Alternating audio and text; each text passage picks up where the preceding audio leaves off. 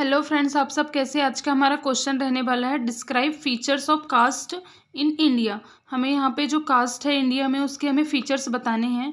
तो हम देख लेते हैं कि फीचर्स ऑफ कास्ट सिस्टम। इसमें फर्स्ट फीचर आने वाला है segmental division of society. Means the Indian society stratification is the largely based on the caste. There are various caste having as well developed lifestyle of their own, and their membership of caste is determined by the birth, thus caste is hereditary in nature। तो यहाँ पे जो segmental division बताया है cast का, जिसमें हमारा first feature रहने वाला है, तो इसमें क्या बताया गया है कि जो सोशल स्ट्रेटिफिकेशन है वो कास्ट पे के ऊपर क्या करती है, बहुत ज़्यादा डिपेंड करती है। और यहाँ पे वेरियस कास्ट को उनकी लाइफस्टाइल के अकॉर्डिंग डिवाइड कर दिया जाता है। और जो उनके ग्रुप ऑफ मेंबर्स के जो हमने थ्योरीज देखी थी लास्ट क्वेश्चन में, उसके अकॉर्डिंग यहाँ पे कास्ट सिस्टम को डिवाइड कर दिया जाता है। और ये क्या रहती है, हेरिडिटरी नेचर की रहती है।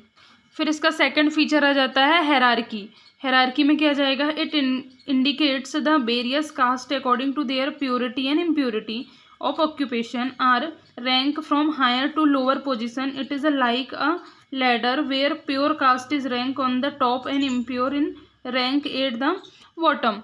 तो जो हायरार्की है उसमें क्या बताया गया है, इनमें कास्ट की प्योरिटी और इम्प्योरिटी के अकॉर्डिंग, उनके ऑक्यूपेशन के अकॉर्डिंग क्या किया जाता है, डिवाइड किया जाता है। मतलब जो इम्प्योर वर्क करते हैं, डर्टी प्रोफेशन में वर्क करते हैं, उनकी कास्ट क्या रहती है, नीचे कास्ट के वो लोग रहते हैं। तो यहाँ पे हायर और लोअर कास्ट पोजीशन के अकॉर्डिंग क्या किया जाता है, रैंक किया जाता है कास्ट को। तो जो ये हमारा क्या है, सेकंड फीचर्स है।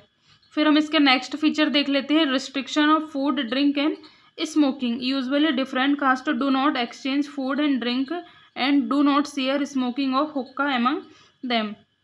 बहुत सारी कास्ट ऐसी होती हैं जो क्या करती हैं, जिसमें कुछ कुछ फूड्स, ड्रिंक और स्मोकिंग ये सब क्या रहती हैं, अलग अलग रहती हैं। जैसे जो जैनीस होते हैं वो प्याज लहसुन वगैरह का यूज़ नहीं करते हैं क्योंकि उससे एग्रेशन होता है, ये उनका कहना रहता है। तो इस प्रकार से हर कास्ट का अपना अपना एक फूड रहता है और ड्रिंक रहती है, स्मोकिंग रहती है, वो उस चीज़ को शेयर नहीं करते हैं।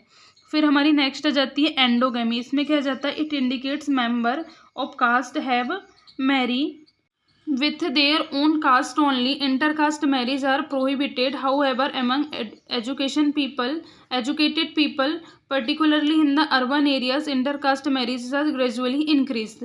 जो एंडोग्रामी है उसमें क्या है, जो कास्ट के मेंबर्स रहते हैं वो अपने कास्ट के मेंबर से ही क्या करते हैं, मैरिज करते हैं।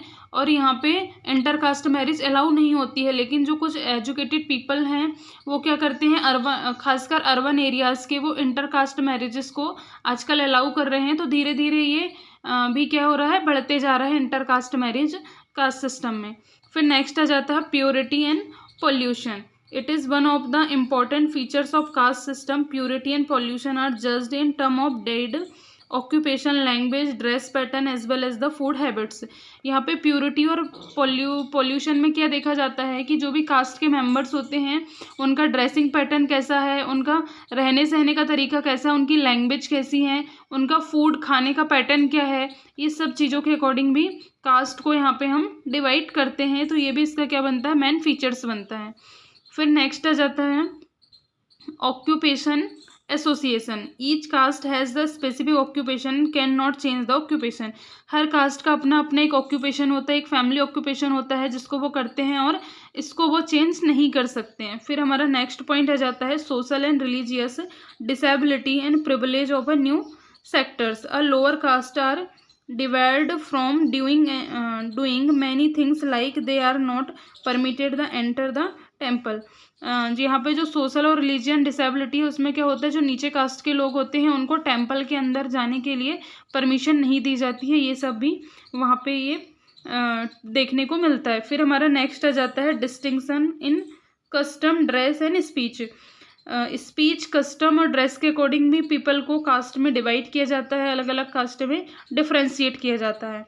फिर नेक्स्ट पॉइंट आ जाता है कॉन्फ्लिक्ट रिजॉल्व मैकेनिज्म।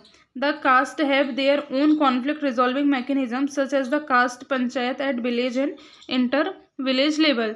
तो जो conflict resolve mechanism होता है उसमें क्या होता है, सभी कास्ट का अपना अपना एक तरीका होता है कि वो किस तरीके से कॉन्फ्लिक्ट को रिजॉल्व करे। कहीं पे क्या होता है, पंचायत सिस्टम होता है, मतलब पंचायत बैठाल के क्या करते हैं वो उस कॉन्फ्लिक्ट को रिजॉल्व करते हैं। यहाँ पे हमारा ये क्वेश्चन फिनिश हो जाता है, features of caste in India. Thank you for watching this video.